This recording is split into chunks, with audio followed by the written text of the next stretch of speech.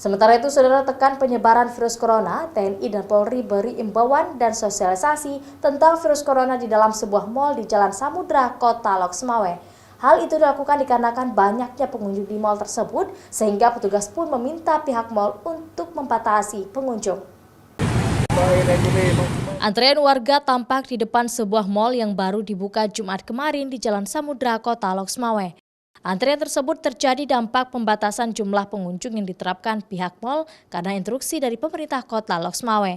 Antisipasi terjadinya kerumunan warga, petugas dari TNI Kodim 0103 Aceh Utara bersama kepolisian Polres Loksmawe pun mendatangi lokasi dan masuk ke dalam mal untuk memberikan imbauan serta sosialisasi tentang virus corona.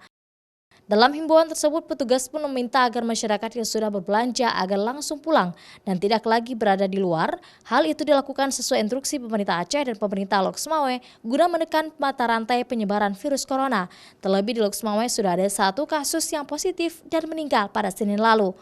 Selain di mal, petugas pun giat melakukan patroli ke sejumlah tempat keramaian dan warung kopi, dikarenakan pemerintah telah menginstruksikan agar tidak adanya tempat keramaian termasuk warung kopi. Ya, konsekuensinya kita tutup tempatnya.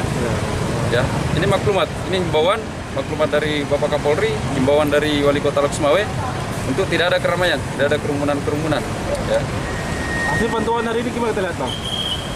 Ya, sampai sekarang berjalan lancar, jadi lebih dari 150 orang itu diarahkan kembali dulu. Nanti setelah yang di dalam keluar, baru yang di luar bisa masuk. Pihak TNI dan kepolisian pun nantinya akan duduk kembali bersama pemerintah untuk mengkaji kembali terkait bukanya mal baru tersebut. Jika tidak memungkinkan, maka akan ditutup untuk sementara waktu.